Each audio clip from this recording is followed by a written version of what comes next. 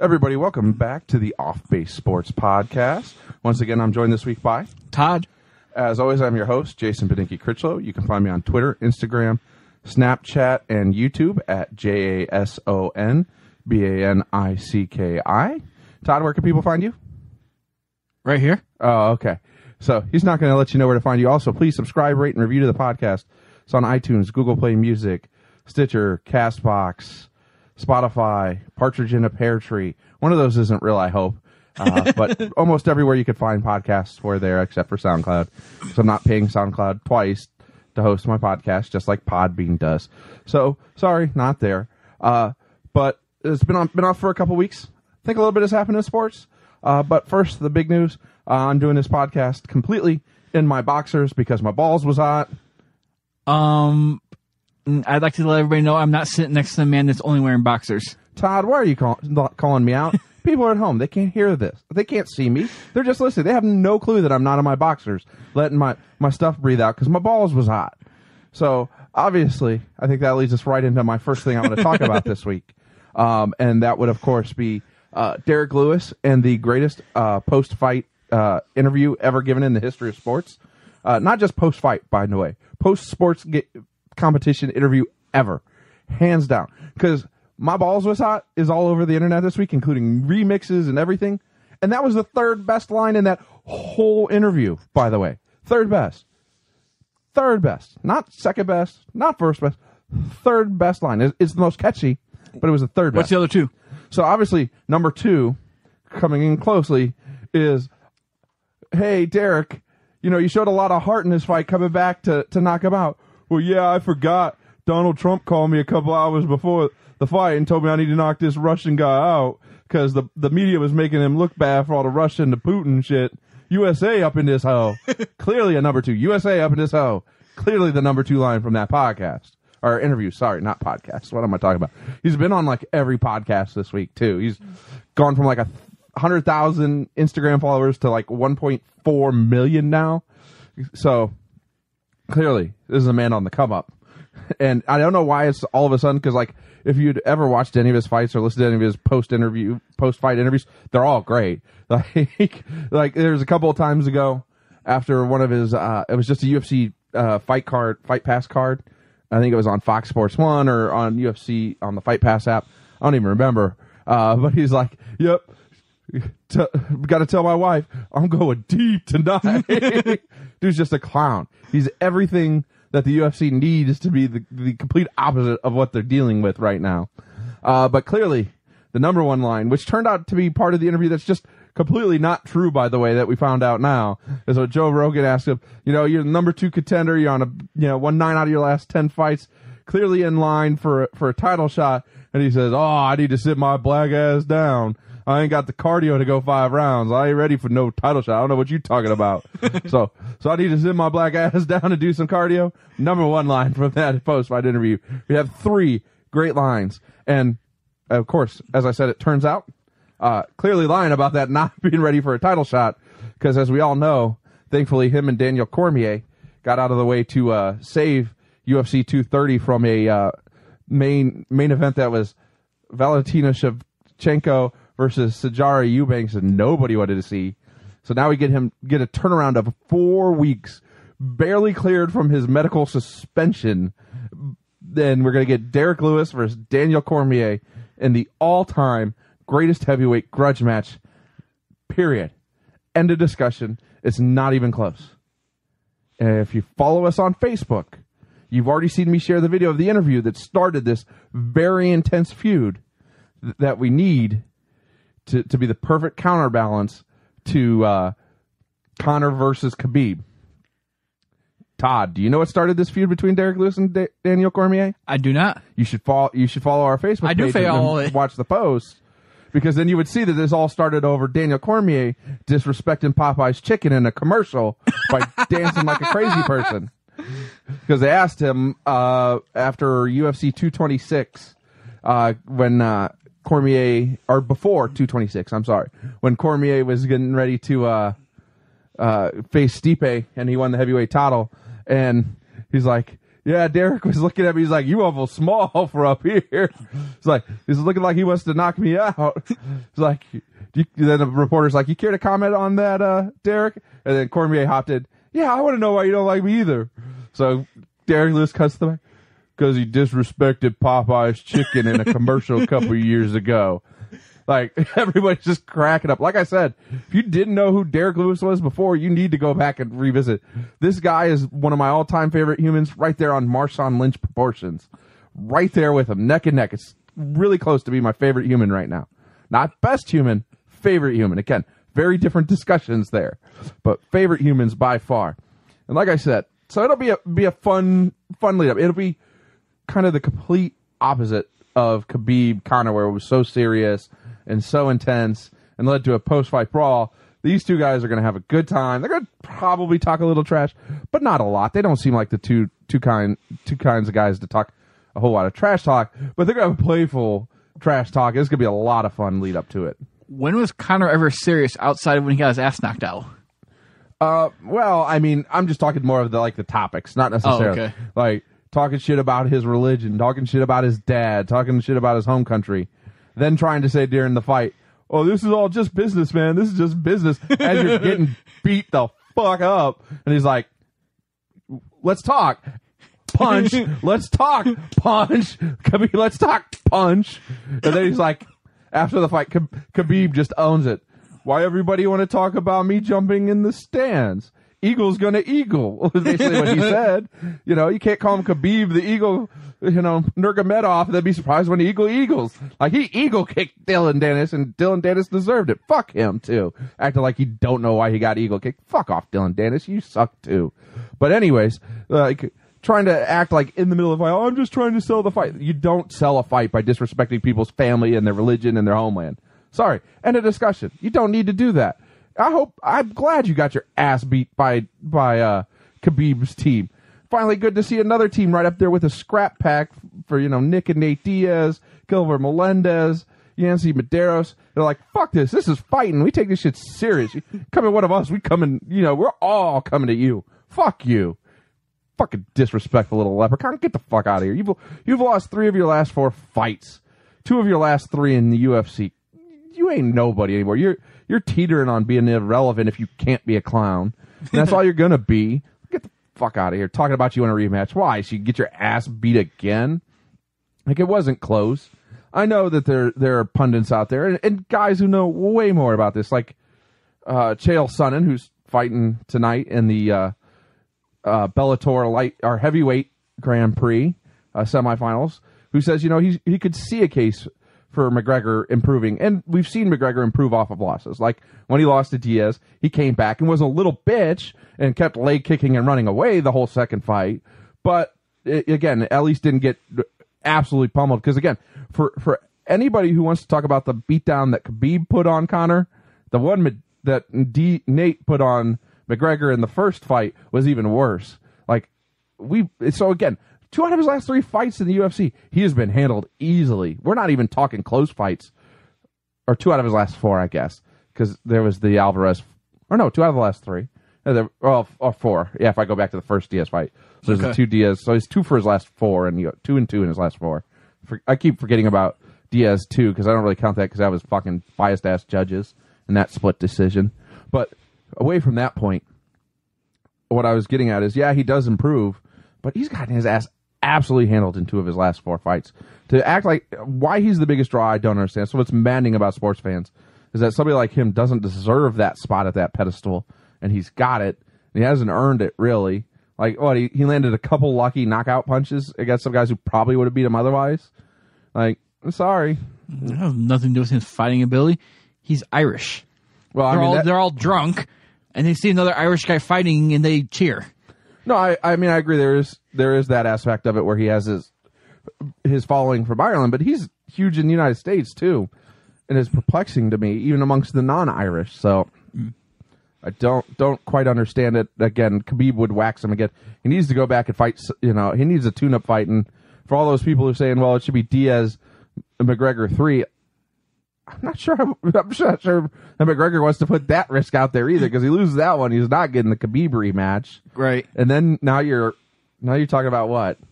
Going back and facing... God dang, I'm drawing a blank on the guy he knocked out at featherweight at 145. I'm not going to sit here and dwell on that, but that's what you're talking about now is taking steps back to a guy who's moving up for his first fight at lightweight, and it's just not where you're at.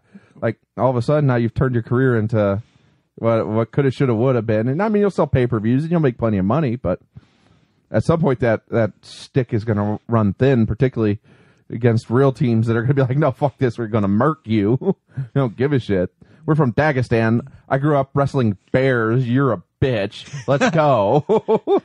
But did you see the latest troll job that Khabib did to McGregor last night? No, I didn't see last night ones.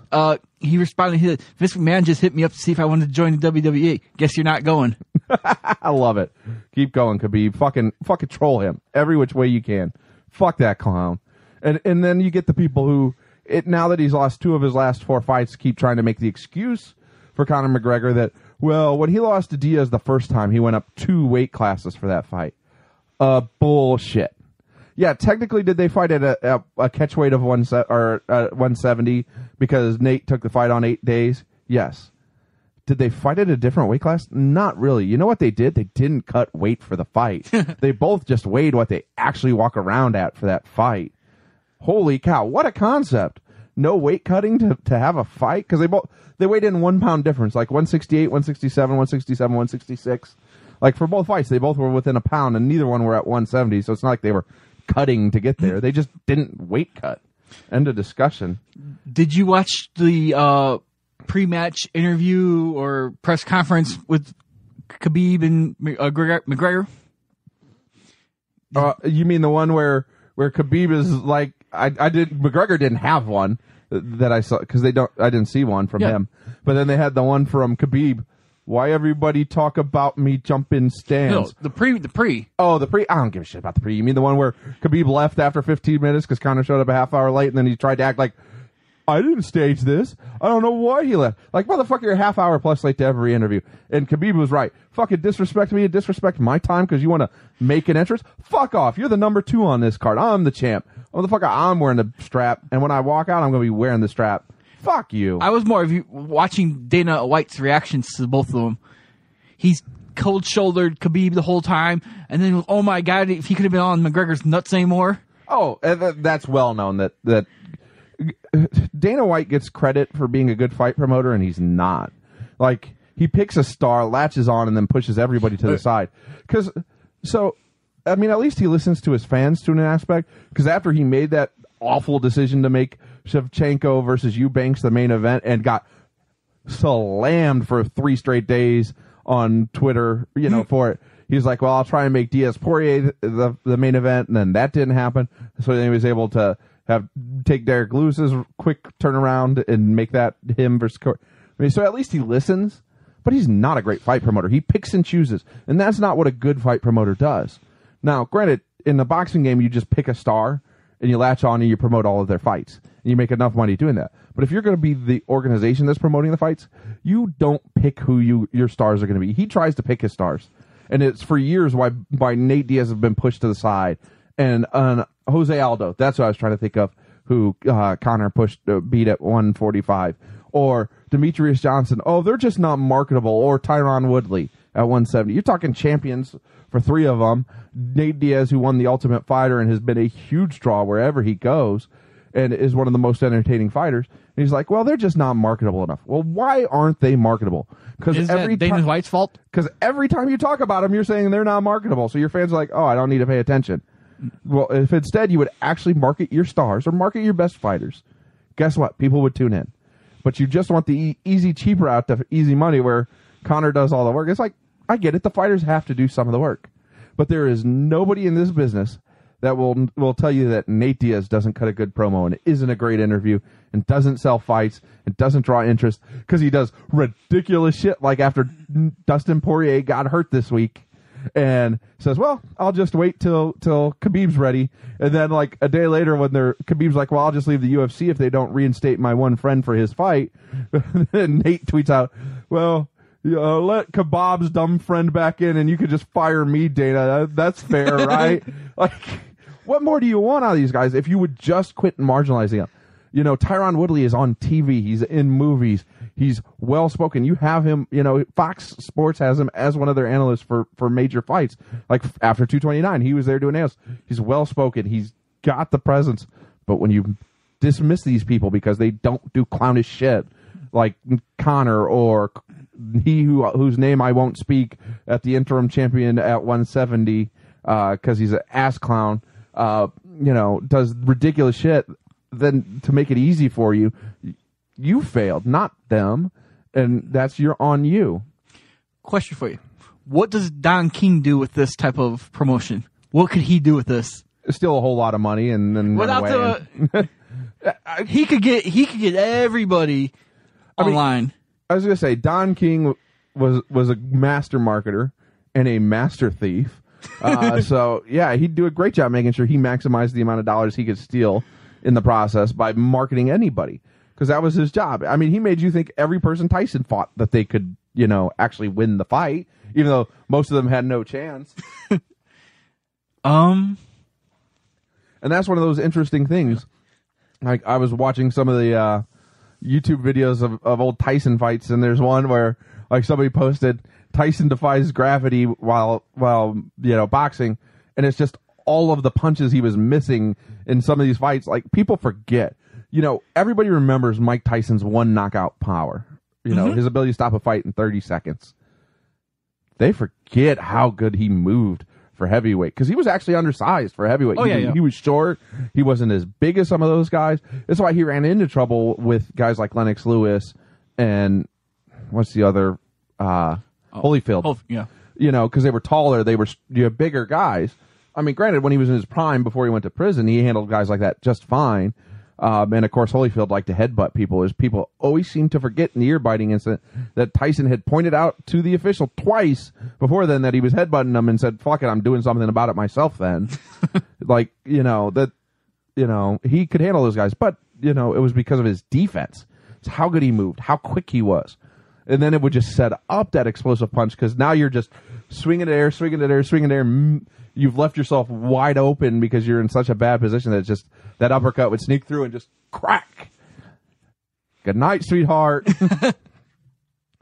But yeah, I think, you know, again, that Don King would have no problem promoting guys like Nate Diaz. Nate Diaz is one of the most popular stars in the UFC, and yet somehow Dana White fucks up promoting him. Tyron Woodley is one of the greatest at 170 ever, and you can't promote him. Again, a guy who's in Hollywood, in movies, who's in your after fights, and you can't figure it out. You know, no, that's on you. Demetrius Johnson, the most consecutive title defenses in UFC history. I get it. Most people aren't interested in the 125 division of men's fighting just because it's more technical and less, you know, just scrapping. But if you can't figure out how to market these guys, then you're failing, not them.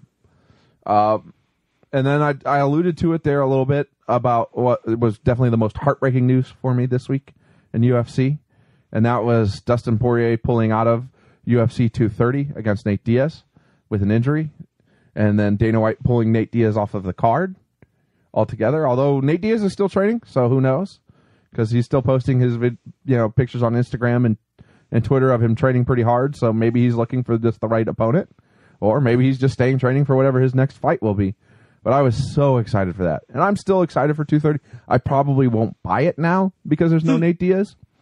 You know, and some of you out there can read between the lines on how I'll watch that fight. The rest of you can figure it out later. But needless to say, yeah, I went from a must-buy to if I get to it, I get to it. You know, because it's such a great card still. Like, but Diaz was the one who was going to sell it for me. Right. And again, if Dana White can't figure out how to promote somebody like that will get somebody to buy a card, then you have failed. Right. And I was so excited for it. I was so looking forward. We're talking even longer than Conor. He's been out of the ring, over 2 years. And it's just, it was time. It was ready. And again, while Conor was out fighting boxing, Dana White made a ton of excuses for why he couldn't fight. why Nate Diaz was out for 2 years in a lawsuit with his management team and couldn't fight, because if he fought, then it could further complicate the lawsuit. Dana White kept telling everybody, well, he's just not accepting fights because he doesn't want to fight right now. and let everybody think, well, he wants all this money and let all these rumors get out of control. No, he couldn't fight unless, he risked fucking up a lawsuit. But again, Dana White doesn't want to tell you the truth. He wants to sell you his story. He wants to make his stars, and he wants to make apparently less money than he could be making if he would do this right. And he's on the verge by not punishing Conor for the bus incident, which somehow we completely skipped over that because we went to the pre-fight interviews. That allowed Khabib to figure, okay, well then I'll just do what I'm going to do after the fight to settle this score.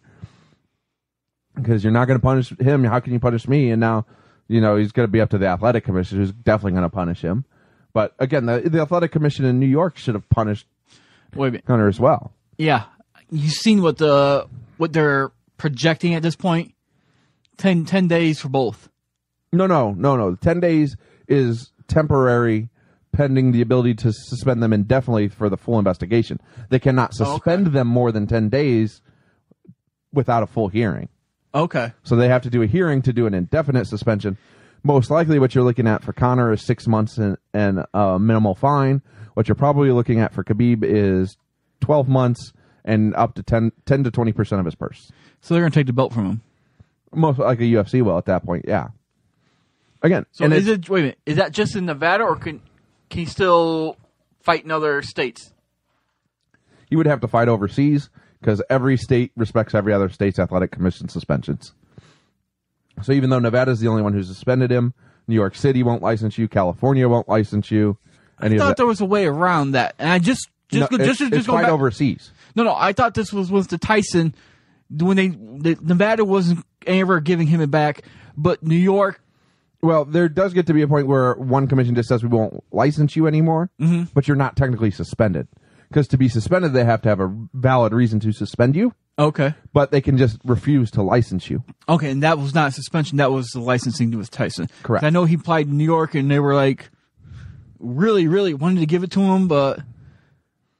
Yeah, so there gets to be a point there where it's just like, okay, we're good now. So, McGregor, go to Russia and fight the next run. I think if Khabib gets stripped and his guys don't get reinstated, I think he's done. Oh, wow. I think by the time he gets whatever he gets out of the $2 million plus his pay-per-view points, he's done. Like, people keep acting like when he says, I'll leave the UFC and all of this, that he's Conor and he's talking out of it. No, he's not cutting a promo. He comes from a different world, and a different level of respect is expected, and standing up for your brothers is expected. And to him, you want to disrespect him and his team and his country and his religion and his family, he's going to have an answer for you. And it's not going to be, this is just business. This is what I have to do to sell fight because I can't do it any other way. And I'm not 100% sure what $2 million really does in Russia, but I'm going to assume that's a pretty good living there for the rest of your life. Well, not only, I mean, that's... $2 million is not $2 million though. By the time you pay your taxes and your team, and I'm going by if you net out with what you said, the points on pay-per-view and stuff. Oh, it's gonna be higher than that. That was 2.4 million views. So Diaz McGregor 2 did 1.6, and Diaz netted, they say, somewhere around 7 or 8 million out of that fight by the time he got his points and everything. So I would expect somewhere around 12 to 15, maybe. Okay. Maybe a little less, but somewhere in that ballpark. Well, call it, he walks away with 5-6 then. Yeah, so he'll be fine. Yeah, I'm going to say... And he'll have other opportunities. He'll have things he can do. I mean, UFC's not the only place that fights. Well, but as long as he's got a contract. If he has that contract, that he can't go anywhere else. Although 50 Cent was already offering him $2 million to come fight in Bellator next. Oh, okay, because he brought 50 Cent up. We have to talk about this one. It's not one of my headlines, but... $150 million to 50 Cent from Stars. That's the contract that just signed him to. I mean, that show that he's on is stupid popular. No, it's not for the show. Oh. He gets to create like 10 to 12 series of his choosing, and they got to put it on the air. How dumb can... Whatever. This is how networks fail all the time. That they give somebody who's completely unproven, who has one hit show, like, hey, not again, though. Well, he did use that show as his balancing point. He goes, well, I could just walk away, and you cannot replace me. People question that all the time. No, I mean, I mean, it's 50. I mean, he had enough fans to where it would have hurt that series. Maybe. On the other hand, we've seen other series replace tertiary characters, which is what he is in that series. I've never seen the series, so I don't know. Neither have I, but I just know from what I hear people talk about, he's a tertiary character. He's not the lead. And because we brought up 50, I got to bring this in. Dr. Dre's back in the studio. He got a little jealous with Eminem's new CD, so I'm not going to say he has a CD, because I'm not going to live long enough to see that CD. He may never release a song. I mean, he's recorded a ton of stuff in his life that never saw the light of day. He's just like, okay, we'll burn it. We're good. No, really, we're fine. But they got a music video coming out, so he's got to have something. Maybe. He'll get to the day it's supposed to release, like, sorry guys, don't have nothing. I tried. I mean, I think for something like that, I think there's always going to be some creative juices that you have to fill and try. But, I mean, yes, there are other fight promotions. After a point, you get to the point where you could create your own fight promotion, and even though it may not be the big leagues, you can still make a ton of money doing that. Right. Or just go out and train people and do appearances. You go back wrestle a bear. I don't think that pays much. People will watch him wrestle a bear. I mean, people will watch. I'm not sure they'll pay a ton of money to watch him wrestle a bear. What was the football player that beat a draft in a race? Or whatever it was, a leopard, or whatever the hell he was racing. He paid quite a bit of money to watch that thing. I wouldn't pay a dime to watch it, since I've already got to watch Khabib wrestle a bear for free. And again, we're not talking slap wrestle a bear, and we're not talking like a full-grown Khabib. We're talking a 7-year-old Khabib or 8-year-old, or whatever it was. A relatively young Khabib trying to pin a bear. Like, get up in his grill and try to pin it. Hey, man, that bear had some good moves. I don't know where that bear learned how to wrestle, but that thing has some moves. I think those are just called survival instincts. It's like, this motherfucker might kill me if he gets me down. I got to get out of this bottom position. Yeah, again, Connor, don't fuck with a guy who grows up wrestling bears. Okay, well, I'm going to steal one of my headlines here because we're in that same ballpark. What do you take from Khabib's dad saying, you guys don't have to worry about punishing him. Send him back to me. I will punish him. Well, that was part of, again, the post-fight interview with Khabib was great. And that was part of it. It was like, why talk about him throw dolly through bus and almost kill 2 people? Why you talk about me jump in air? How come you talk about my teammates getting, to have my back? How come talk about him disrespect my religion, my family, my, my country? How come talk about this? First off, all you had to do is drop a damn moose and squirrel, must catch moose and squirrel, and it would have been perfect. I would have been right up there with Derek Lewis and repeats. And he's like, when I get home, my father smashed me for this. It's like, dude. Well, that was I know he said that, but his dad came out and said, "Oh yeah, just send them back to me." Yeah, like, oh yeah, no, his dad did. Like, oh no, don't worry about it. Anything I do to him will be worse than what the commission does. It's like, I mean, I know he's a full-grown adult and a world champion mixed martial artist. I still don't think we're allowed to openly talk about child abuse like that, are we? And then you've seen a picture of his dad. His dad was built. Like, again, yeah, his dad could smash him. He's not making that shit up. He's like, I get home, my dad's gonna smash me, and I'm not fucking around. His dad's gonna smash me. Well, then they had the meeting with Putin, and apparently everything was fine. Like, Putin's like, I'll pardon your kid. Like, let him go. He made Russia look good in this one. Let it go. So he might be off the hook now. There's a big bear standing in the backyard. Come on, just let me give him one shot at him. He got me 20 years ago, but let me get him now. I can get him today. I can get him. I'm bigger. I'm stronger. How'd this motherfucker get me again? Damn it. I'm going to eat him one of these days if I can ever get him. Like, just give up, bear. Don't let him become your Moby Dick, okay? He'll be your great white whale you're forever chasing. But that video just shocked me. I'm watching the bear shoot, man. That bear was shooting for the legs. Like, clearly, that bear had been used for wrestling practice before. This was not the first time it happened. And again, you've got to give props to a family who says, my 7-year-old is wrestling a bear. Let me film this, not let me try to save him, because I know he's just fine. Like, he's got this. And okay, yeah, I'll give you a point, people, if you want to make. Well, the bear was chained to a tree, only to begin with. Oh, the yeah. bear got himself off the chain. Well, I don't know if he got himself off or they took him off, but he was off the chain at some point. Because he was moving around just fine. It's like, wait, whoa. Huh? Why is everybody sitting there screaming instead of getting there to help this little boy? I wonder sometimes. I really do. And of course, the downside to Khabib winning that kind of fight and winning so convincingly is it just brings back that that boring style of fighting that so many people hate in the UFC. That George St. Pierre did for so long, that Khabib does. That let's get you down, let's grind it out, let's win by points most of the time. You know, other than if you're fighting a guy like Conor who just has... They could talk about how good he was at getting out from the bottom and, you know, escaping. The minute somebody has his back, he is done.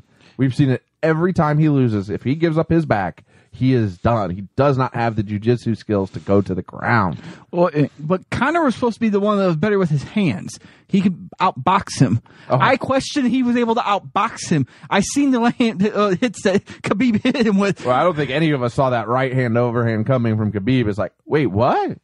Where'd that come from? Hey, by the way, you want to make another $100 million? How about fight this guy? It's like, no, that shit hits. I might be done. I mean, granted, I don't think it'd hit him because it's such a slow punch. Like, it works in mixed martial arts because it's harder to see coming because you have to defend so many different things. Boxing, it's really easy to see something like that coming because it's your only tool. Plus, I don't see Khabib ever being a guy who wants to box. Not now, not ever. I don't think he cares about the money. He's just like, no, I'll just grind you into pepper. But that just, I mean, it just made me think more of Mayweather. I carried him for 8 rounds. Just gives that even more and more credence because it looked like Conor, a couple of them shots he took to the jaw, had a glass jaw.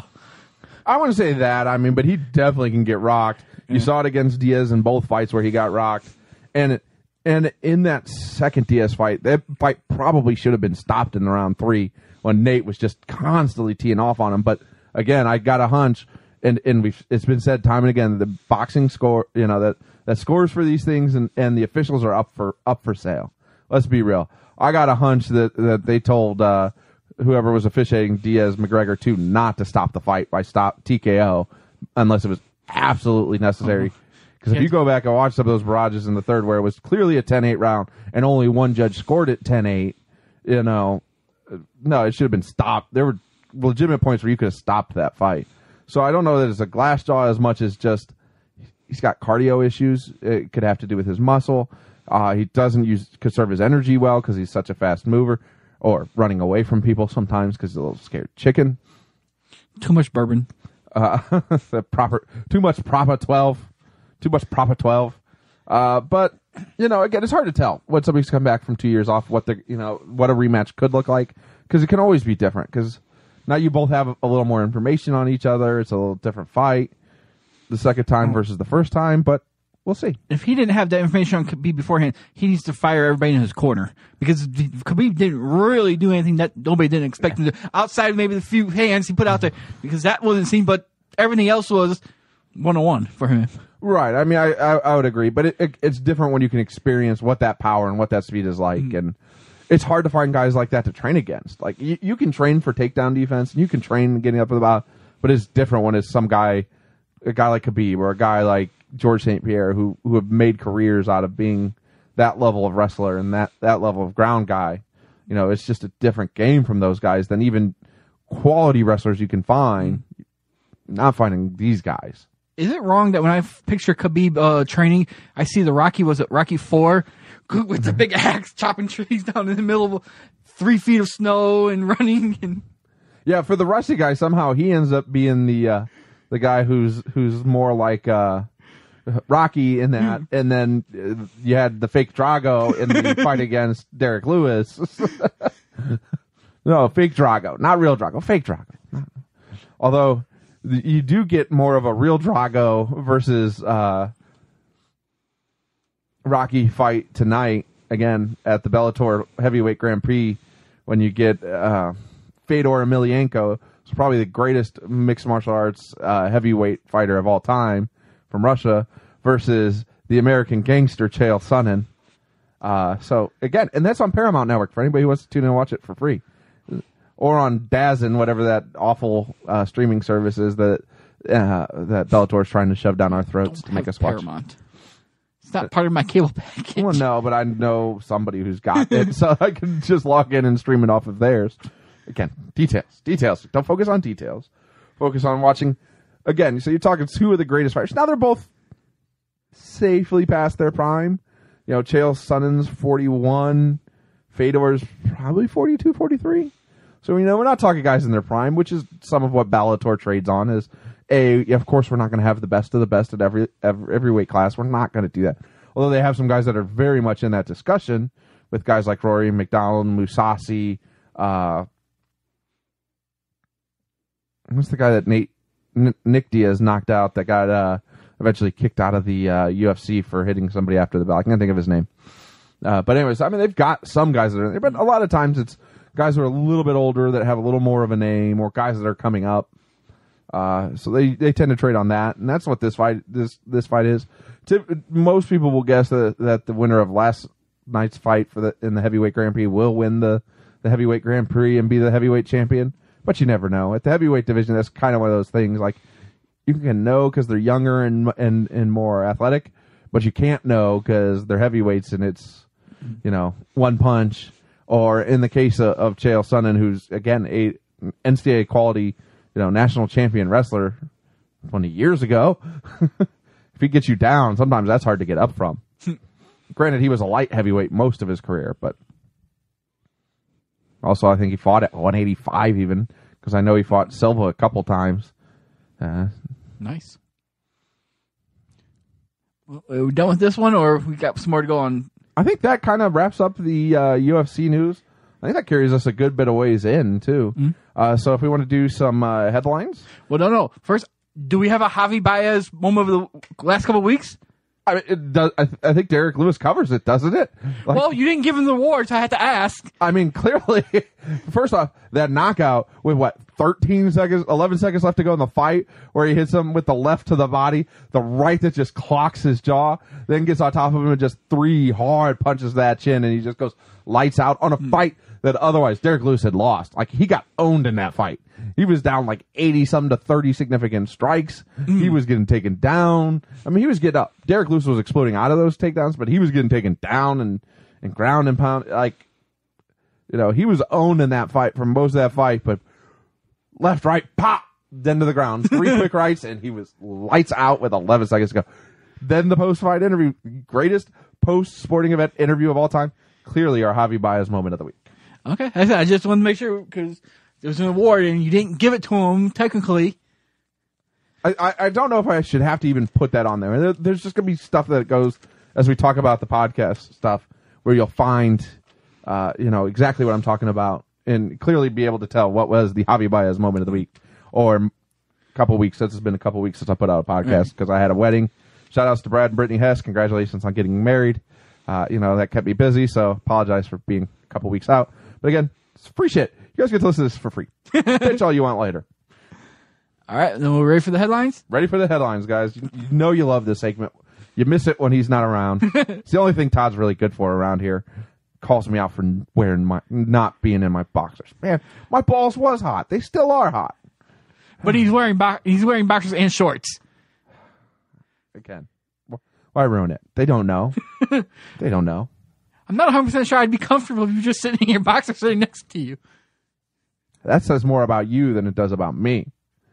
And it's 2018 and it's not okay to be like that. Ha ha! Got you. I'm very rarely speechless. And I have to give him that one. Got him. All right. Well, the first headline: Jimmy Butler saga in Minnesota with a hashtag Pat Riley calling Thibodeau motherfucker. So let's start with the second part where Pat Riley's already denied that happened. I doubt that that's true. I think it did happen. I was like, I could call him a motherfucker. Fully see Pat Riley. This motherfucker right here is about to maybe fucking choke him out. And I can believe Tibbs responding back, okay, motherfucker. Yep, fully can see that from both of them. Loving the Jimmy Butler saga, particularly this week where he went to practice and just went full on Michael Jordan on him. Like, oh, you want to pay these motherfuckers hundreds of millions of dollars, and then you're trying to offer me $90 million, you disrespectful little fucks. Scott Layden, you can't win without me. Watch this. Who's the 4 worst fucking people we have in camp right here? Who's going to the G League tomorrow? Oh, you 4. Come here. Let's go. And wins the scrimmage. And wins. Easily wins the scrimmage. Not only that, then starts guarding Karl Anthony Towns, who has got him by probably 60 pounds and 6 inches. And he's calling out, this motherfucker ain't got shit for me. And then watches him pass out. Yes. Guess what? Minnesota, you probably ought to have just backed up the brink truck. He'd be more than happy to be in Minnesota if he would have paid the man his max. Like, don't disrespect Jimmy G. Buckets. The G stands for gets, which he clearly does, and is also the only fucker on your whole roster who plays defense.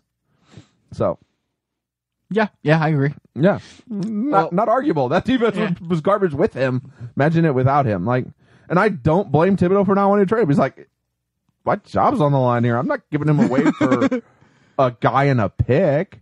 Like, first off, the Jimmy Butler trade was bad for both sides. The Bulls did awful. The Timberwolves did awful because while it finally gave the Bulls a direction, the player trading for a guy who's coming off an ACL and going into a contract year is not how you kick off a rebuild. That was just terrible planning, and it's Garpax all over. That's why we need to hashtag fire Garpax. But if you've got a team with Andrew Wiggins and Karl Anthony Towns, and you know you need spacing and shooting, and you have a lottery pick, which could be close to your last lottery pick, and you have a guy like Markkanen sitting there who's exactly what you need, and instead you panic and trade for a veteran. Now, again, the other pieces they threw in there didn't matter. They were garbage. Let's just be honest. Is there anybody really giving a shit about Zach LaVine and Chris Dunn? No. Although Chris Dunn might have fit better, might have aged well in Thibodeau's system. It might have been a better piece. I don't think anybody ages well in Thibodeau's system. Well, but I meant he'd come along Butler-esque where he starts taking some more leaps. But even you only needed him to be your backup anyways. You already had Jeff Teague.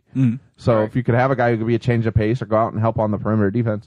So it was bad for both teams, and now it's aging worse because your offer for a trade so far, your best offer is Richardson and a first-round pick. Protected first-round pick. Like, yeah, no, I need more than that too. Glenn Taylor should not make that trade, but that's Glenn Taylor. He always makes bad trades. Well, they were going to have to take Deng too. Yorgi Deng and his $48 million contract. Still, though, that's... I understand. But there's two other side pieces on this one I have to add into. Do you really believe Jimmy Butler when he said, Tibbs in his office locked in his office, I'm just laughing his ass off? Probably. I believe that. I think Thibodeau, knows he's on his way out because after this blows up, he will be gone. No, talking about because he really liked what Jimmy Butler did. Oh, I'm sure he did. But I also think he's just like, these motherfuckers want to trade him. I want to keep him.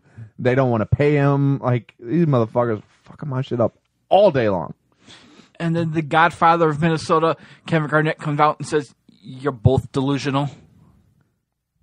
Speaking to Jimmy Butler and Minnesota, you're not going to get anything equal. Pay the man. And Jimmy Butler, okay, you need to bring it down a couple steps. Because to take it from Kevin Garnett, you need to take it down a couple steps. When he says you need to take a couple down steps. Yeah, but I think you had to prove your point. And he did. Like, look, you guys are trash without me. You are a playoff contender with me. Don't disrespect me by offering me $90 million, which is basically what the current contract that's about to expire is. That was, 4 or 5 years ago he got that one? Yeah. 4? Yeah, that was before the cap explosion. It's like, no. Again, don't pay these fuckers $120 million, $140 million, and then offer me $90. I get it, it's Minnesota and you're cheap, but goddamn. Like, and then the baffling piece in that is the Rockets not wanting to trade P.J. Tucker as part of a trade for him. It's like, I get needing to have a bench and have a quality piece of the bench, but if you can run out a starting five that is Chris Paul, James Harden, Jimmy Butler, Carmelo Anthony as your 4, and Clint Capella as your 5, that's going to be a tough one for even Golden State to match up with from an offensive and a defensive standpoint. Be really tough. Yeah. But I think that covers the Jimmy Butler saga. We'll see. I think he starts the season in Minnesota because the season starts Wednesday, which we hope to have a NBA season preview episode for you next by Wednesday. So keep your ears out for that. Try to make that happen. All right. Next, Eric Reed signing with Carolina. I mean, it happened. Congratulations. It was sheer desperation by Carolina to keep their defense together for the season. Like, there ultimately gets to be a point where you're like, okay, he's too talented for me to care. Plus, I think we've seen the anthem controversy die down quite a bit this year. Because ratings are up. Mm-hmm. Holy cow, imagine that when the football games are fun and compelling to watch, that people tune in. It had very little to do with the anthem in the first place. But both sides tried to make it a talking point that it didn't need to be. And players are still kneeling, but they're just not talking about it, which is what it should have ever been in the first place. Like, to let it become a talking point in sports was ridiculous. Let these guys have their say. They've said it. It's clear now what's going on. When they are doing it, people see it. They still talk about it, but not like it was, where it was like the thing. Mm-hmm. Good for him. He should be playing football. Guess what? Colin Kaepernick should be in the NFL, right? The fact that the 49ers put so many chips in the middle of this season, put so many chips at the table, and then had their quarterback tear their ACL and didn't even think once to pick up the phone and be like, want to come back and start? That the Buffalo Bills are risking Josh Allen's development because they don't want to call Colin Kaepernick and say, hey, want to be our guy for a year while we let Josh Allen develop? Because we've seen the value of that, by the way, in letting Patrick Mahomes sit and develop for a year and just work on things and not have to worry about game planning. Again, Patrick Mahomes didn't game plan last year. He worked on his mechanics. Guess what Josh Allen's not getting to do this year? Work on his mechanics that we all know need work. Instead, he's having to game plan and run through very specifics in practice, and it's ridiculous that somebody wouldn't call Colin Kaepernick and be like, just get us through the year, please. We'll let you see what you got, and we'll go from there. And again, Jets, same thing. Like, hey, you had one good game out of Sam Darnold. Guess what? Jets, Dolphins. Well, the Dolphins were good for a while. I mean, Arizona. I think Rosen was probably the most ready to start. Again, for all the people making all the big deal about Baker Mayfield, like, Cleveland's winning despite him, not because of him. Right. That defense is playing that good. They have that playmakers, other than that they somehow did the thing that everybody in the NFL does, which is trade somebody to Patriots for way too little and act like that was the only offer. Like, at that point where I'm like, Patriots are offering a 5th-round pick. Well, anybody else in the league offer us a 5th-round pick for Josh Gordon, you can have him. Anybody else, please. We don't want to do this. Indy, please. 1 5th-round pick. You got an extra second from the Jets already for next year. 1/5, you could have Josh Gordon. you need another wide receiver. Please.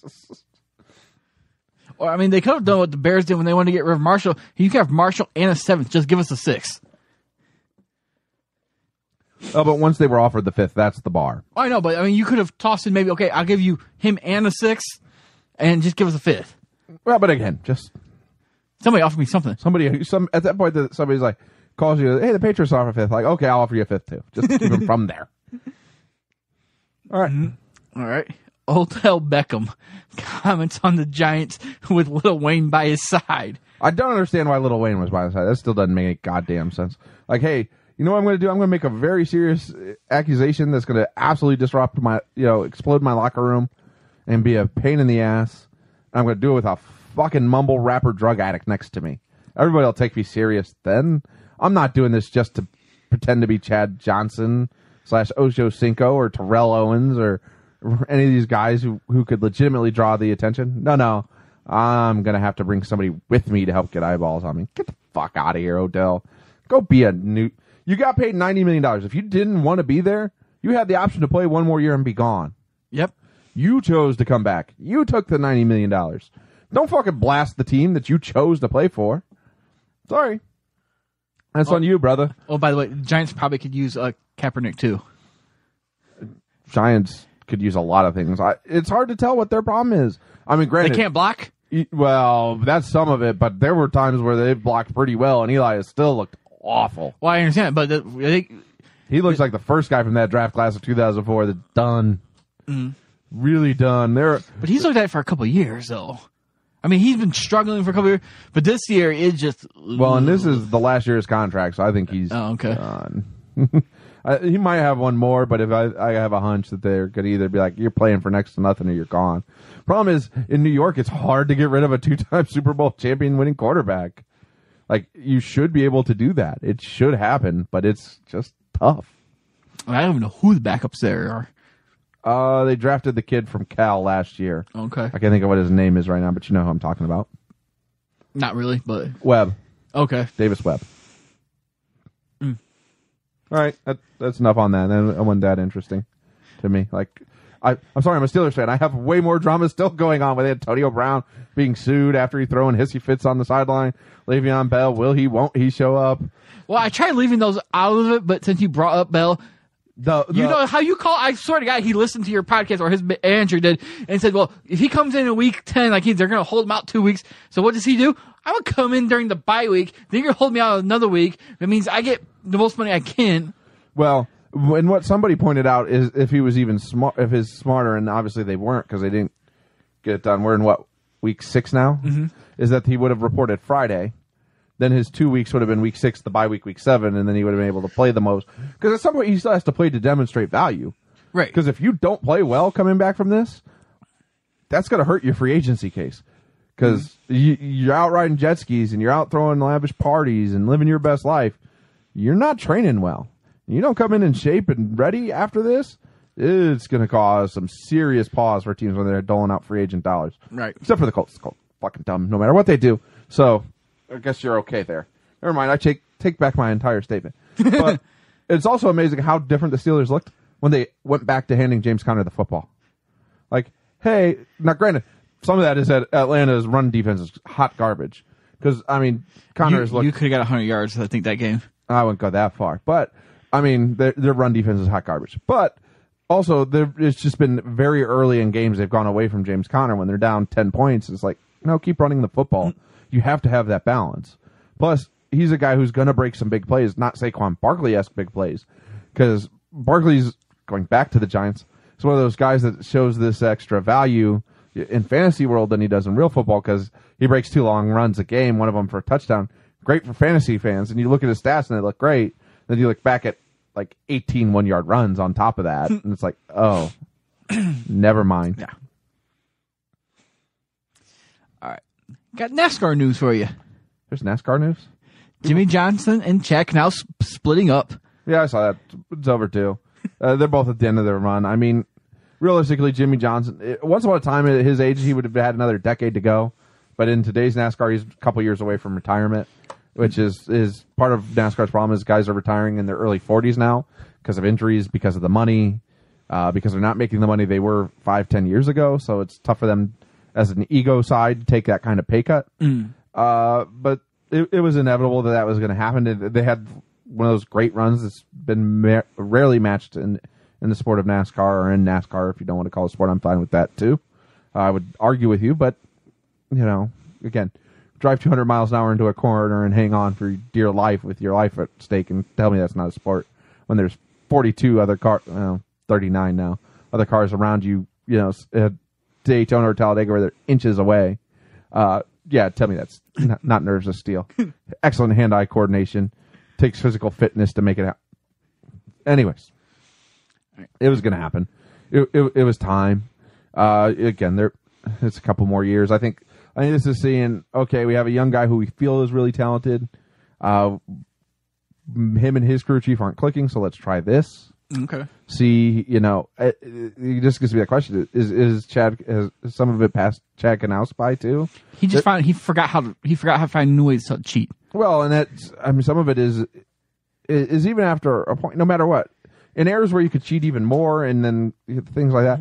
There just becomes a point where you fall behind the technical curve because you haven't been in those labs and wind tunnels day in and day out like the engineers and the young guys particularly for a while. And it happens to every generation NASCAR crew chief where you just eventually the sport passes you by because it's so different and the engineering is so different and the adjustments have to be different and then the in-race calls have to be different.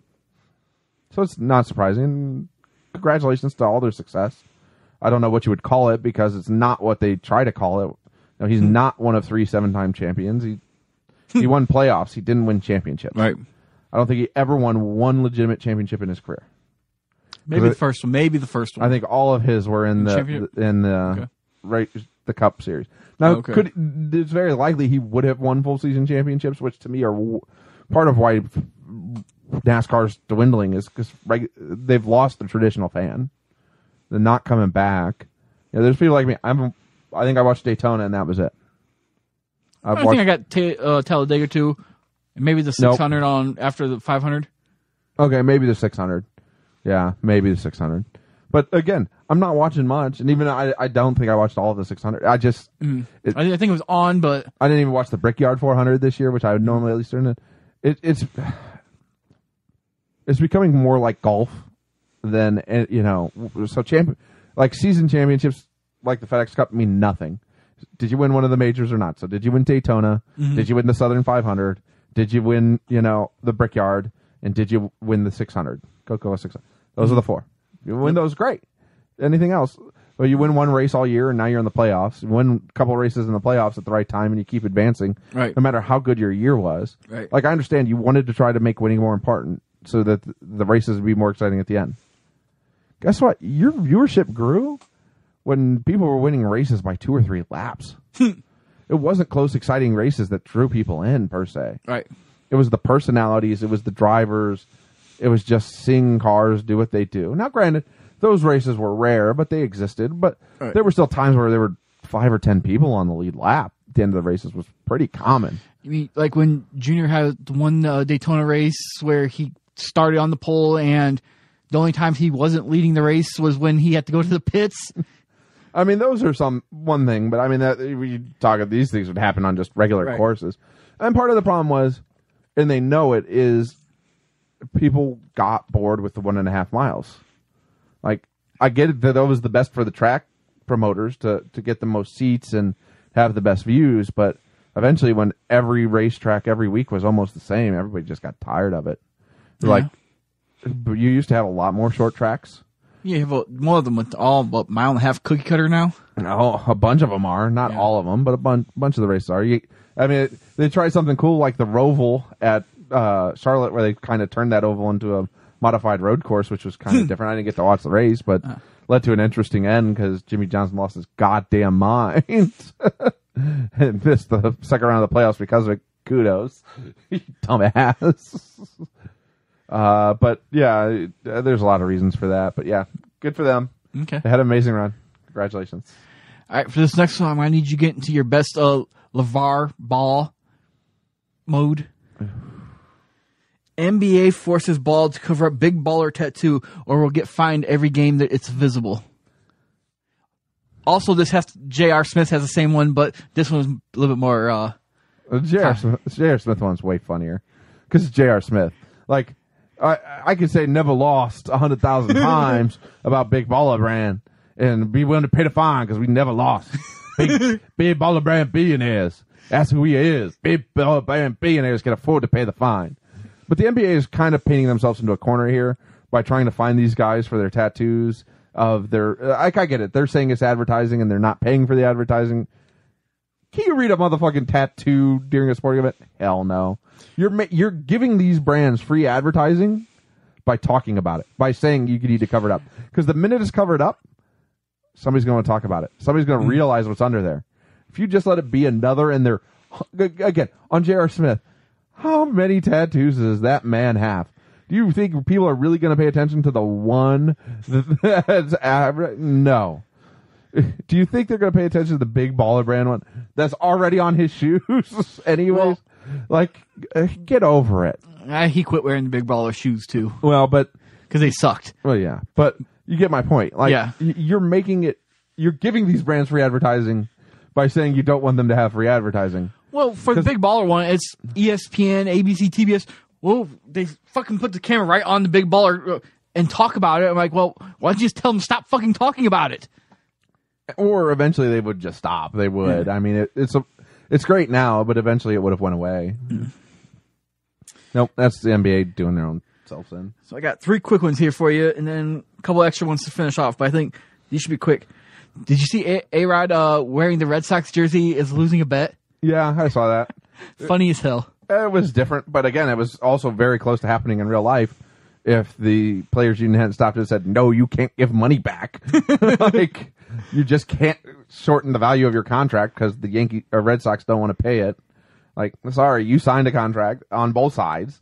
It's one of the few times where I agree with the players' union, even though it ended up being a nightmare for the Yankees to have them. They did win one World Series with them, but not because of them. No, but not because of them either. He did actually play decent in those playoffs for once in his entire career. Cubs took your advice and fired Chili Davis. I mean, I'm not surprised. It's one of those things where it's easy to blame the hitting coach, and that's becoming the pattern for the Cubs. The problem is it doesn't fix the underlying issue, which is that nobody walks. Well, not that. Guess what? Too many people walk on that team. they don't swing. Oh. But two, very often, 50% of prospects don't develop into quality major league players. And for the Cubs to think that that was going to be any different for them is foolhardy. So you kept hanging on to these guys like they were crown jewels, not trading many of them. Ended up trading some of the wrong ones, per usual, and hanging on to the wrong guys. Like, if you had it to do over again today, would you trade Schwarber for 3 years of Andrew Miller? Or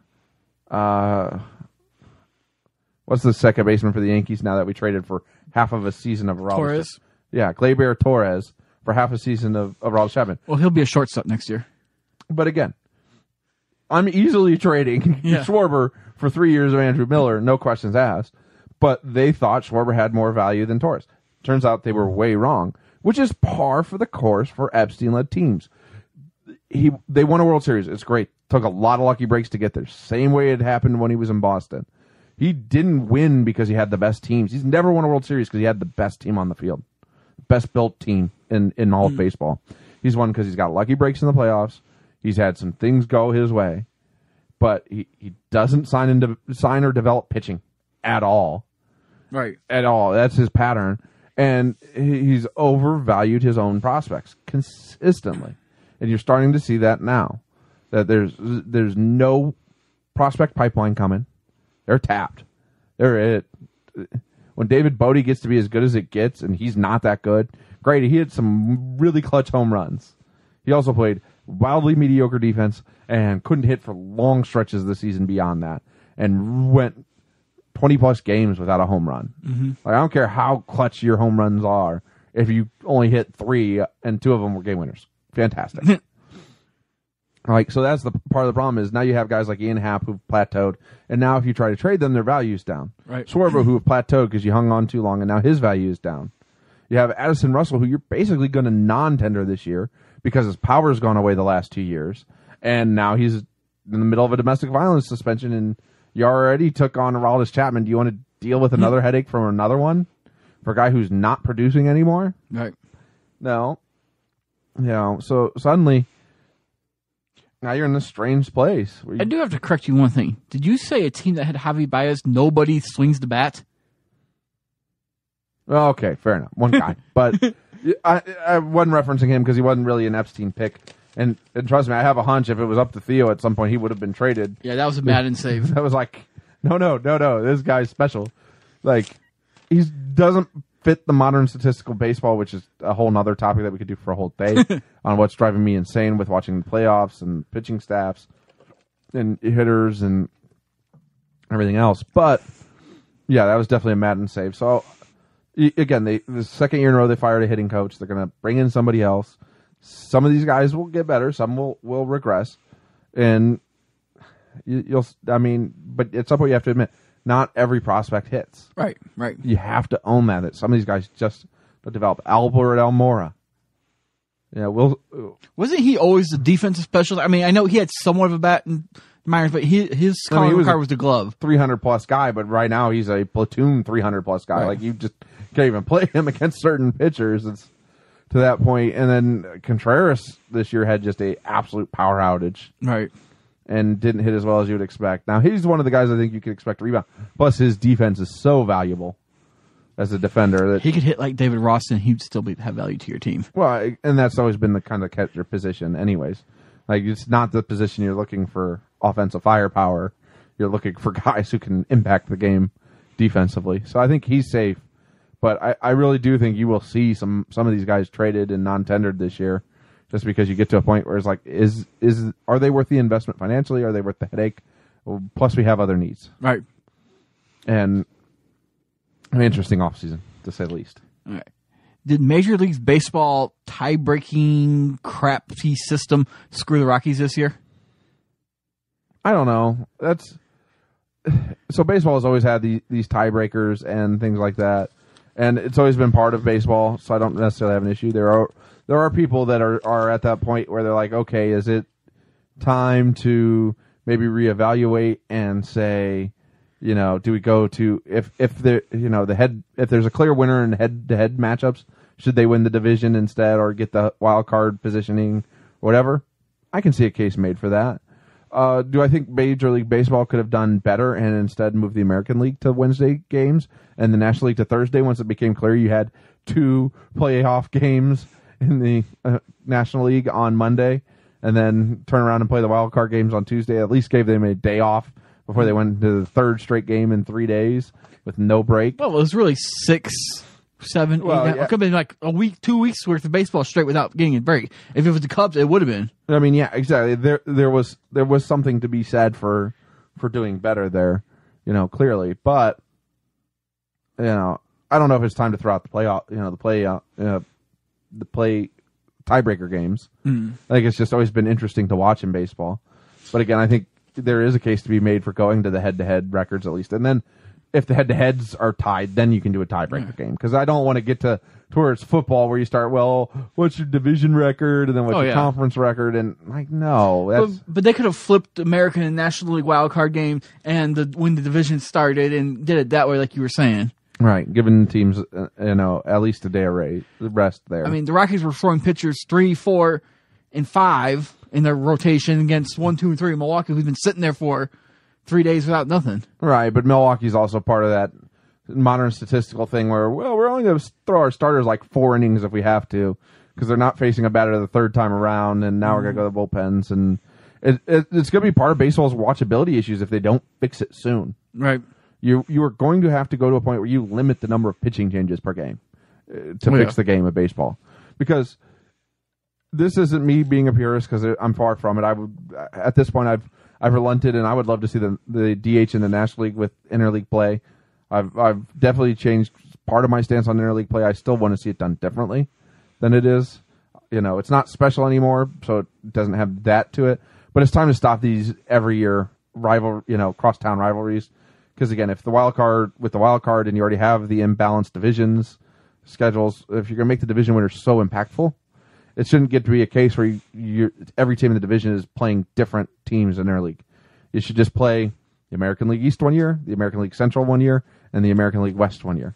Guess what? You want to make those Cubs-White Sox games interesting again? Have it be every 3 years. Or, the Yankees-Mets, let it be every 3 years. And suddenly it's a lot more interesting. Right. You can sell a lot more tickets and get a lot more viewers. But yeah, baseball's got to fix that relief pitcher conundrum that this playoffs is really showing out, like how bad it's gotten if they're gonna grow as a sport. And they're clearly down to number 3 in the pecking order of major American sports. They have football lapped them years ago, and basketball has lapped them in the modern era. Basketball is the most internet-friendly sport, and is clearly seeing the most growth of any major American sport right now. It's nipping at football's heels, other than it has so much more available content that it's going to be hard to have the same kind of ratings because it's not 17 games, it's 82. Right. All right, next one. Jay Ajayi takes $5 million insurance policy out on his knees before the beginning of the year. Smart motherfucker. Clearly a smart motherfucker. First off, any running back who's going into their walk year who doesn't do that is being an idiot. Because worst case scenario, you bought an insurance policy, you're fully healthy, you make it to free agency, you make a lot of money, and you don't worry about that insurance policy. Right. Worst case scenario, which happened to Jay Ajayi, tear up your knee, you are guaranteed a $5 million, you have a $5 million guarantee out there that protects you and your family for the rest, that's generational money. And that's money that doesn't go to your agent. It's tax-free, too, they said. Is it? Yeah. Even if it wasn't. Even if you had to pay the tax on it, it's still... Oh, yeah. I know, but when it said tax-free, I'm like, well, damn. So if you're a running back, if you're any football player in a walk year, you should have some sort of injury policy if you're a good player. And Ajayi was. If you're a guy who's hanging on the roster bubble, then that's a little different. Right. You're not going to be able to get a $5 million insurance policy because nobody's going to write it for you. But Ajayi clearly had at least that to lose in guaranteed money, insured it. So wise decision. You don't ever want to see a guy get hurt, but you want to see a guy who is at least smart enough and had good enough advisors around him to say, look, get this policy. If you're Le'Veon Bell and you come back without that kind of policy, you're an idiot. True. Like, I get you made $12 million last year. You'll make $855,000 a game this year. So you're going to make, another $7-8 million bucks.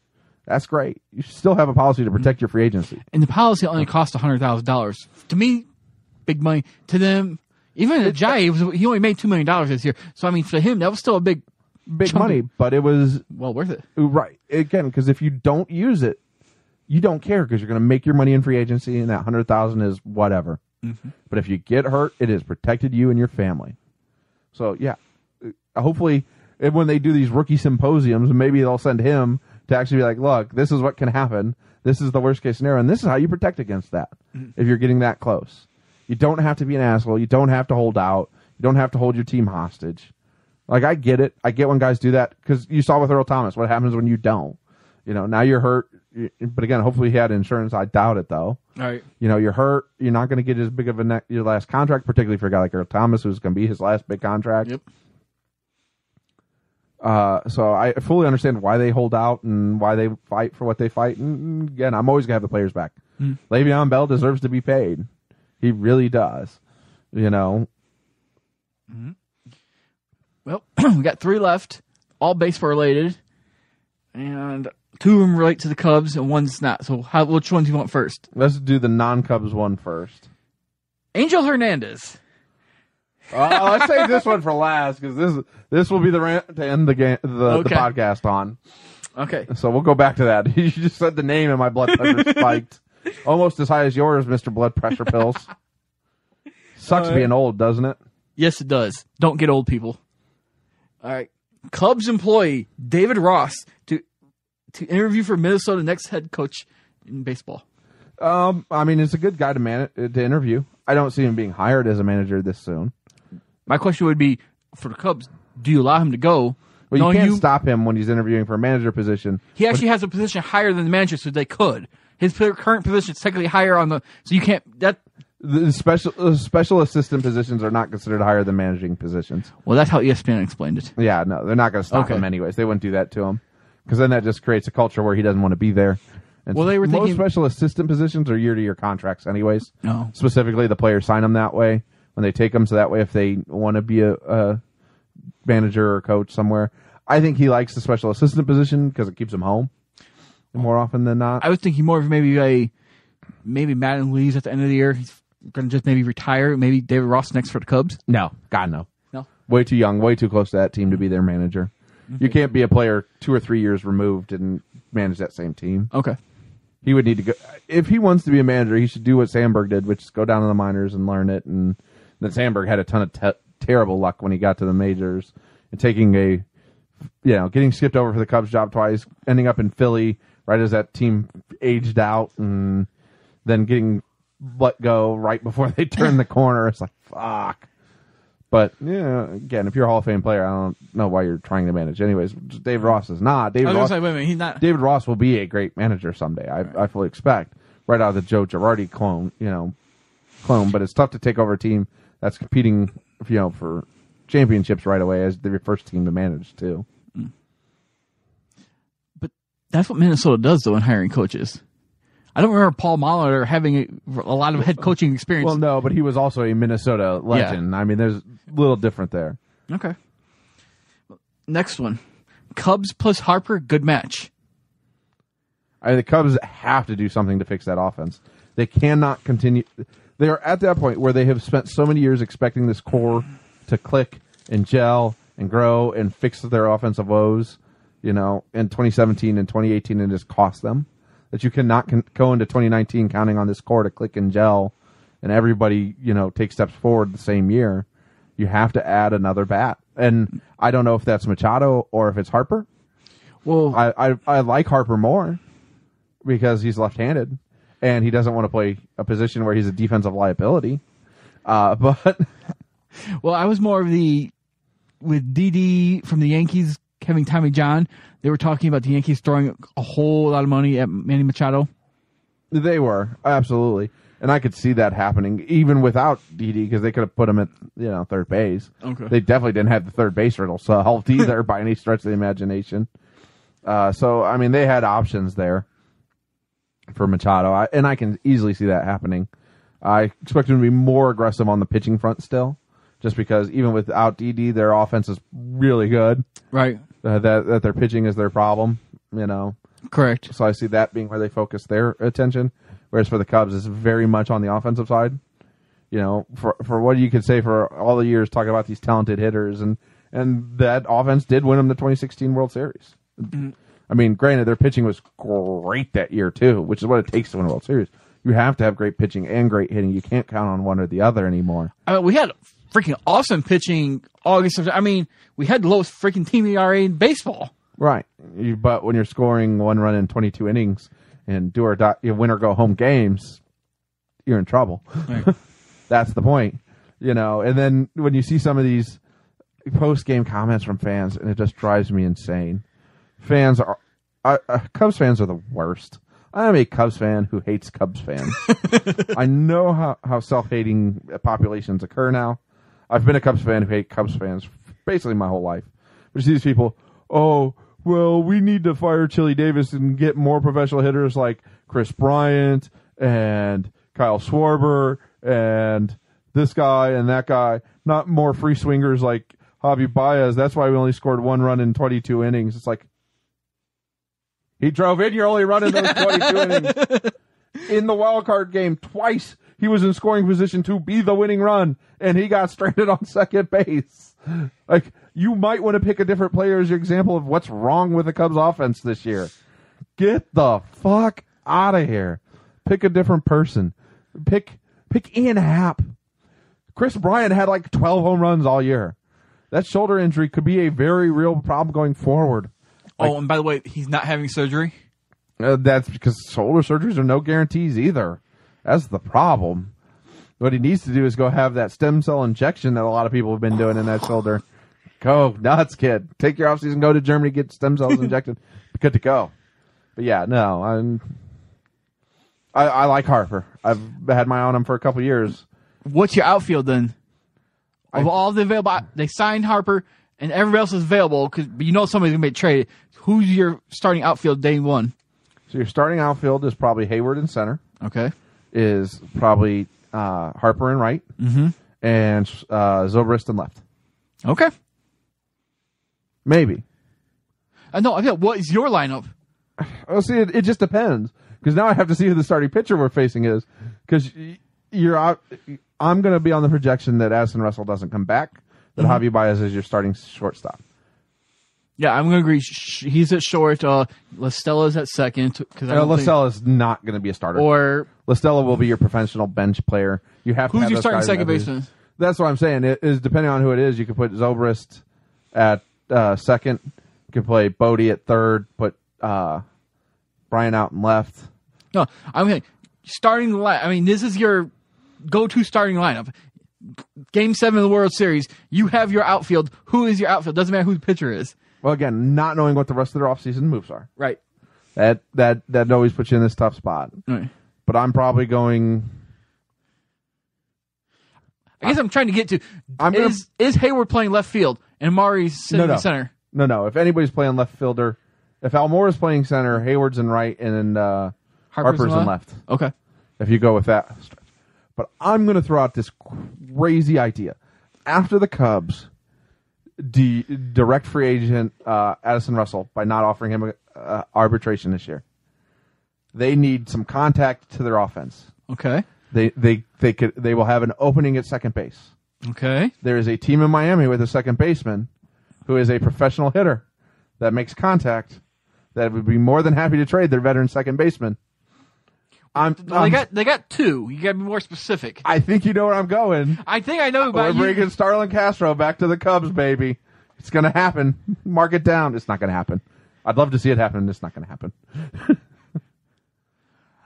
It would be one hell of a lineup at second and short with those two. I'm trying to think, do you bat him back to back? No, absolutely not. It's not even close. They go on opposite ends of the lineup. Well, Javi's going to need to be at 3 or 4 after the end of this year. You're going to put Javi at 3 or 4. Javi Baez is such a great two-hitter. That is his spot in the lineup. Who do you, okay, because adding Harper, and let's say you get Castro. Put your lineup together. I probably put Hayward at 1. Lefty, okay. I go... You said Javi at 2. Okay. I go Harper at 3. Okay. Ooh, no, I go Rizzo at 3. Brian at 4. Harper at 5. Really? You just paid $200 million to put him at 5. Well, but I'm going lefty, righty, lefty, I know right, what you're lefty. doing. That's what I'm trying to figure out. Where do you actually slot these people in? Well, I'm hitting Castro probably 9 behind the pit, 8 or 9, depending on where you want to. So that could be a very interesting. Like, Say you got him 9, Castro gets on base. Whoever you have hitting 1 gets out. Then you got Baez. Although Hayward did 275 this year. Well, no, I'm just thinking on the base pass. You got Castro staying on second. And you got Baez at short or first. Baez be run faster, asshole! Run faster! Yeah, I mean, it would be interesting. That's for sure. It definitely puts you in an interesting scenario. That's for sure. I will agree with that. If it could happen, it's just interesting what you could do lineup wise altogether if you bring in Harper. Because it puts you in this interesting scenario where you legitimately have 4 guys who could be number 3 hitters when healthy for their respective teams. Okay, now let's go with the more realistic second baseman they would get out of Miami. No, I don't think they go for the other one. You don't think they'd go for D? No. I think those days are done, them chasing D. Because he's just not the same D. Gordon anymore. So I keep going after him when it's not going to happen. Like, 3-4 years ago, he would have been worth having. Today, he's just not.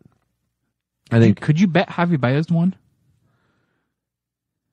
I put nothing past Joe Madden. Would you go Javi Baez 1 and Bryce Harper 2? You could. Then Bryant 3 and Rizzo 4. There'd be some starting pitchers out there like, this motherfucker. This he will do this. Motherfucker. He would do this, or he would put Harper at 1 and Baez at 2. Yeah. Who are you going to throw? You got to pitch to one of the 2 of them. Hey, you want to walk Harper all the time? Yeah, Here. I would say, yeah, you would put Harper at 1 and Baez at 2. Then you go Rizzo 3, Bryant 4. Again, just like, you just sit there like, this motherfucker. Coach, can we, for this series, can we start doing what Tampa Bay did? Can we have the opener, please? Please. All right. Well, we'll save the dreaming scenario for more when we get to the hot plates. All right. For the baseball offseason episodes. Okay. Last one. Your blood's already boiling because I gave your first name. Angel Hernandez has 3 calls overturned in 1 game, and ESPN and TBS make you sure you know the only reason he's there is because he's suing Major League Baseball. If you hear thumping, it's me hitting my head against my microphone. Because Angel Hernandez has 0 business umpiring a Little League game for your local Little League. Not a Little League World Series game. Not a minor league baseball game. Not a major league regular season game. How this motherfucker is umpiring a fucking playoff game with real life consequences is beyond me. I don't give a fuck that he's suing you. You bury him in your roster and guarantee he doesn't see a motherfucking playoff check. Let him sue me. I'm going to pull out video of him being the worst umpire in the history of umpires. Read Hirschbeck, John was even better than Angel Hernandez. Well, Major League Baseball's response to that is that their headline was, "Don't worry, Angel Hernandez not in this round of the playoffs, but we got Joe West on your back." Read third worst baseball umpire ever. And I get they have a difficult job, but there are some guys that are empirically just awful at what they do. I mean, Angel Hernandez is empirically awful at what he does and should not be doing it. He cannot do first base. No. Was he not the guy who screwed the perfect game up in Detroit? Was he not the umpire who made that call? No. It was not, because whoever did it actually had the humbleness to go and apologize to Galarraga and say, look, I clearly screwed that up. My bad. Okay. For whatever reason, Angel Hernandez would never be that guy ever in a million years. This guy should not be umpiring a pickup game with a 4-on-4 pickup game with tennis balls and automatic right field outs. Okay. So I guess my question, because he was one of the people that when they called for the challenges, he had to put the headset on. What do you think the conversation between him and New York was right there? Like, how the fuck did you fuck that up, Angel? How did you fuck that up? Like, we're not even watching the video. We saw it live and we know you fucked the call up. Like, we don't have to watch replay. This was that bad. You're that egregious of an umpire. You should not be umpiring. Please go find another line of work. Go sell cars or insurance or something. He was standing on first base scratching his nuts and the ball just got there and you still called him out. I was like, Jesus Christ. Yeah, I would have really loved it. Angel Hernandez should not ever be doing a playoff game. He shouldn't be, obviously, like I said, he shouldn't be umpiring a game of tiddly fucking leagues. Okay? Let alone Major League Baseball playoff games. I don't care how you randomly pick those crews. I don't care how good the rest of his crew is. If he is on your crew, unfortunately, we're either going to have to split up your crew or you're not doing playoff games. Because Angel Hernandez should not be anywhere near a game of consequence in baseball. Well, I have a question. Do they not just take that tape into court with him and say, this is why we can't make him a crew chief? Along with decade plus worth of similar tapes? Yeah, they should. I mean, you don't even go a decade. You got 3 in one game. I think it was 3 in back-to-back innings, to be honest with you. But again, just in the court of law, be safe. Here, I've got a decade's worth of these. Like, we brought them on digital files, but they still take up this whole room of every awful call he's ever made. We're not talking slightly wrong calls either. We're talking just awful, egregious calls. And then his awful, egregious behavior when he gets called out for it. Mm-hmm. Like, he also behaves so poorly. Like, he just doesn't have the temperament to be a crew chief. It is 100% the right call by baseball to not make him that. The fact that they have not fired him by now is their embarrassment. God, that's got to be a powerful union they got there. They've obviously done something right. The Major League Baseball's umpires union is better than any other sports union in all of sports. Yeah, because they keep that man employed, Joe West employed. They kept John Hirschbeck employed for years. The guy who called Javi Baez out on a looking third strike that was 2 feet out of the fucking strike zone. And even Javi Baez was like, really? And then the guy tried to argue with Javi Baez like, motherfucker, Javi Baez just didn't swing at a pitch. It was clearly a ball. It was a full count. Like, he's swinging. Trust me, if it's within a foot of the strike zone, he's swinging. There's times where it's within 2 feet of the strike zone and he's swinging. And he might hit it, but he's swinging. He didn't swing. That tells you how bad the pitch was. Use the Vladimir Guerrero way of telling if the ball is strike with Javi Baez on plate. Yeah, clearly, it is a ball if they don't swing. It is clearly a strike if they do swing. It's also possibly a ball, but if they don't swing, it is clearly a ball because it is so bad. They have deemed it unhittable. My bat is only 32 inches long. I couldn't get to that one, sir. All right. Well, I think that's going to wrap it up because this has been a rather long episode. I didn't think we planned on going this long, but we got there. I think we probably could have saved headlines for its own episode, and I may split that off into another episode. We'll see. But thank you guys for listening. As always, you can follow me on Instagram, Twitter, Snapchat, and YouTube at JASONBANICKI. You can follow the Off Base Sports on Instagram at Off Base Sports. You can go to Facebook and follow the Off Base Sports Facebook page. And then subscribe, rate, and review the podcast. iTunes, Google Play Music, Stitcher, CastBox. And I should have some sponsorship announcement for you next week. So be excited for that. Talk to you guys later. Bye.